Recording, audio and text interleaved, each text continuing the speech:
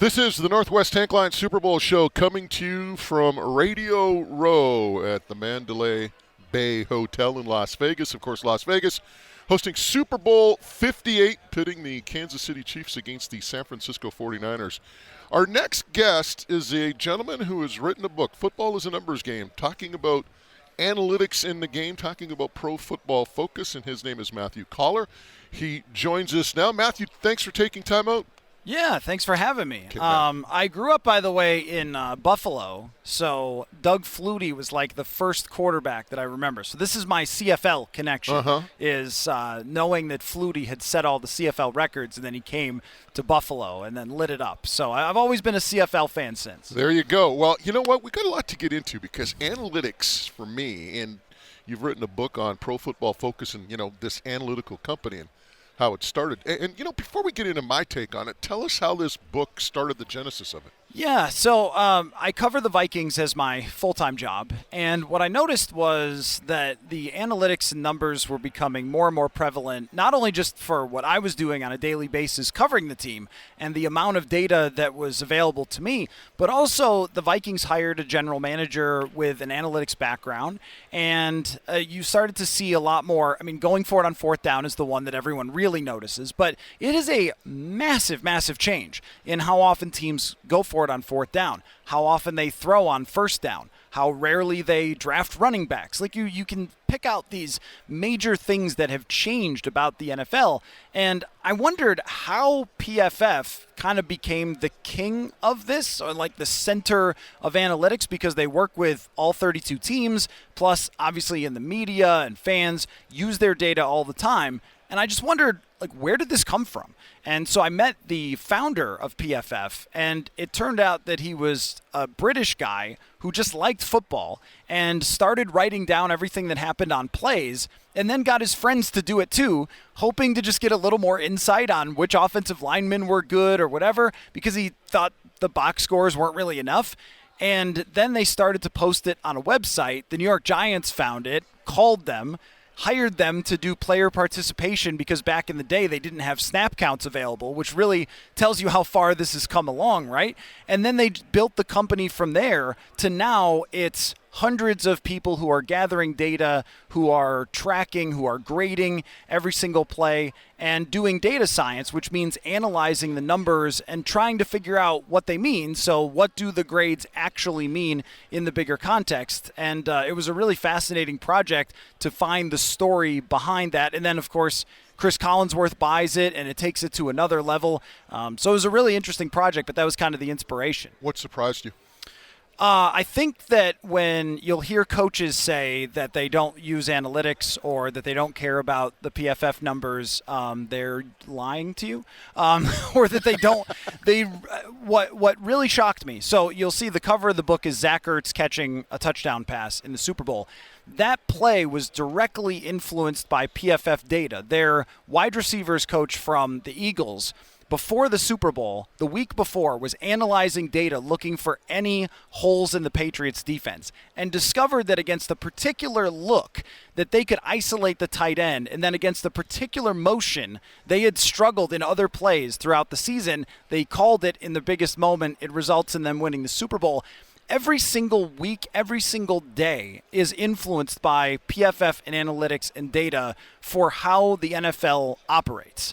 That's what really surprised me, is that like Zach Robinson, who just got hired as the offensive coordinator for Atlanta, I quoted him in the book saying, every single day we are using their data to influence what we do with the Los Angeles Rams, which is where he came from. I was not aware of the depth of usage from NFL coaches, which goes back a ways, but has really, really ramped up in recent years. The one thing that I look at, I think the data's always been there. I mean, it's called scouting, right? I mean, back in the day, NFL teams would know about tendencies and what teams do on 2nd and 10 from their 40. They run this formation.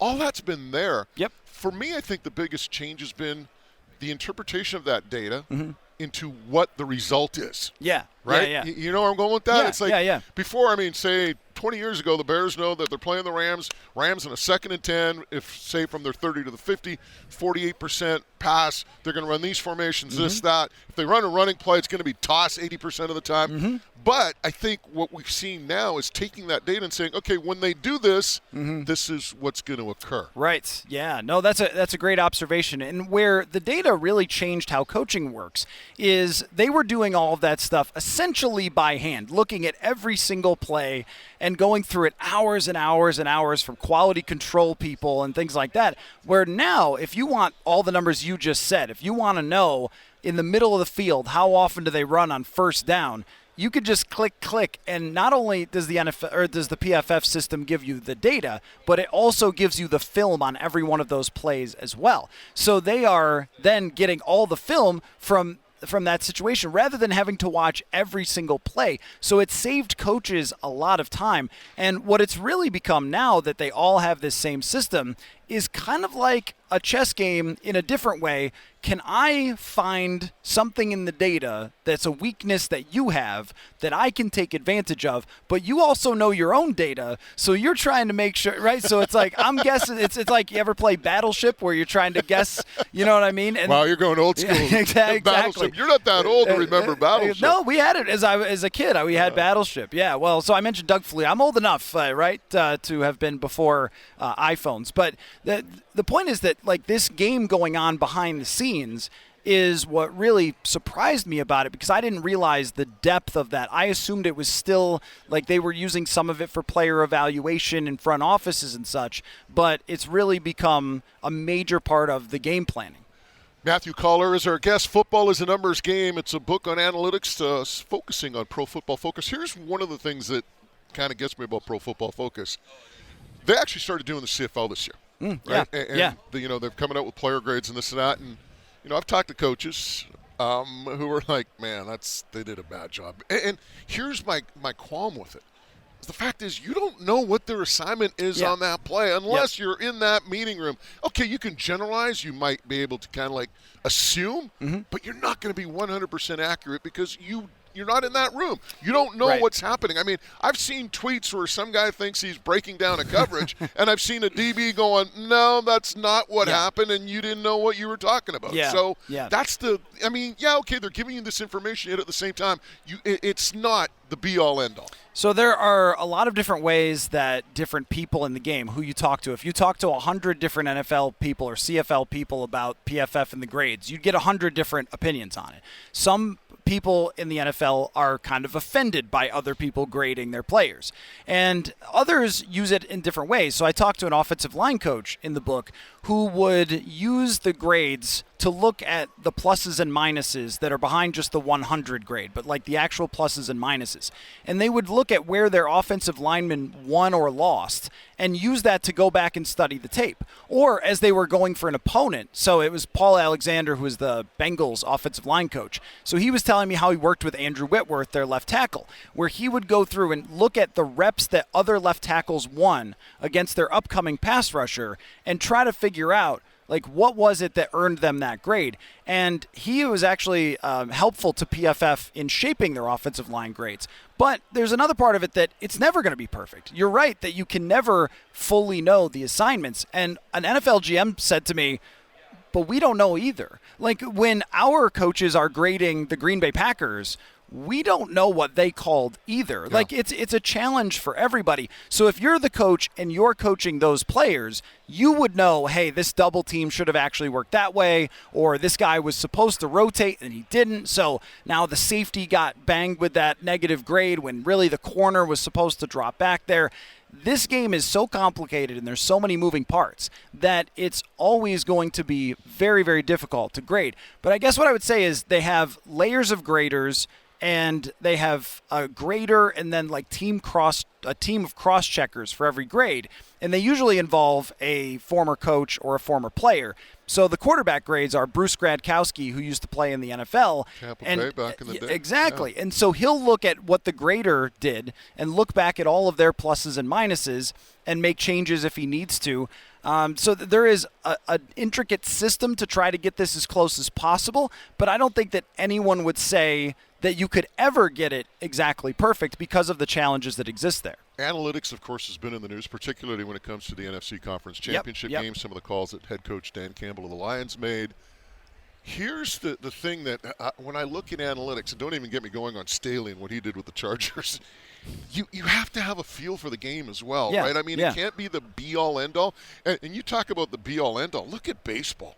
Right? Yeah, I mean, Blake Snell's pitching, a one-hitter in the playoffs? Yes. He's got, he's gone through the lineup and struck out 8 or 9 guys. You know what? We're going to take him out because on the third time around, the batting averages go from 220 to 310 or something.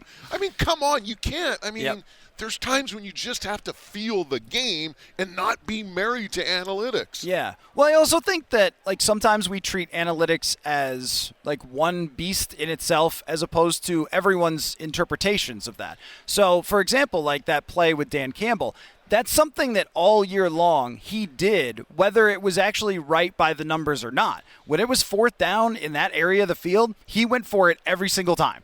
And when I looked at the numbers, because I was curious about this, what they actually said, there were some models that showed that it was a total coin flip decision because you have to consider the kicker was bad. Yeah, I think from what I saw on the ESPN, the model that ESPN used, it was 1%, 3%. Right. I mean, which to me is a coin flip. Yeah, exactly. So Dan Campbell decided, we've done this all year, we're doing it. And he probably also thought, if my kicker misses, where does San Francisco get the ball, right? There's 2 yards to go. They dialed up a play where the guy was wide open and he dropped the ball. I mean, you're only going to be able to ever control for so much. It can be a guideline for you if you want it to be. And I think over the long haul, like with baseball, taking Blake Snell out, if you did it in 1,000 straight games, you'd probably come out with some small advantage. But you only have to win that game that day. So sometimes you do have to go against the numbers. And I think that it's a challenge for every coach to know when to or not. But I think the fact that Dan Campbell, that was always the way he approached it, and his team knew that, and the players said that after the game, I think he would probably defend that decision and not necessarily even call it an analytics decision. I think that that's the debate that followed, even though it was much more of a 50-50. And Thomas Dimitroff's going to be around, and of course he's working for Summer Sports Analytics as well. And I don't want to bring up the Falcons, but I mean, in that situation, run the ball 3 times, kick the field goal, right? Yep. Instead, and I understand, with Campbell, and in that situation, you're true to what got you there. You're true to what you do. Yet at the same time, there has to be that call or saying, hey, you know what? Even though this brought us here, we've got to do something different this time. You got to be able to adapt. You can't be so married to your philosophy that you can't read a game. And we also have to consider that we love nothing more than breaking it down in hindsight. And I'm sure there were a lot of people at the moment who said kick the field goal, including me, by the way. Watching the game, I was like, you should just kick the field goal. Go up by 3 scores. I didn't realize how bad their kicker was when he was kicking it from a far away. But because we know what happened after, it's a lot easier to say, well, I guess, Dan screwed it up with the analytics. I didn't expect a guy to have a football bounce off his face and turn into a touchdown for the other team. So I think that we do that a lot. Kansas City went for it in the earlier game that day several times, converted it. We never remembered it because it didn't have right. So we do that, and I think that's one of the greatest parts of sports. I love the old NFL films. The game changed on a 4th down. There was a failure. That's really interesting, and you can see that in the numbers. You can watch the win probability on that play and drop much, but after they scored, it was massively different. So you could see where it impacted the game. But when we are in that moment of that actual decision, I totally understand why Dan Campbell did it. What's the future of all of it? Well, that is a really interesting question because PFF is doing the grading and the tracking, and they're having people do this, right? But the AI thing is getting better and better and better. So if you watch the Amazon broadcasts, they had Amazon AI identifying when guys were going to blitz. And it was like, whoa, how the heck do they can write programs to do that. So the NFL is getting more data dumped on them, and they're having to hire more analytics people to even understand what to do with it. How can we use it to make ourselves a better football team? And I think the AI stuff is going to maybe take over some of what PFF staff is doing, that their crown may not be on forever. So that's probably the biggest thing that's going to change in the future. God, AI and pro football. Yeah. It's Yeah. crazy. But it's always been an innovative game. That's the thing, is like, we think of it. Isn't it funny that we're talking about the most manly football dude ever as like the analytics guy? Matthew Coller has been our guest. Football is a numbers game, Pro Football Focus, and how a data-driven approach shook up the sport. People want to grab your book or learn more about it. How can they go about it? If you just go to Google and you type in football is a numbers game, it'll pop up. Or wherever you get your books, you'll be able to find it there. Matthew, great conversation. Thanks for stopping by. Yeah, thanks so much for having me.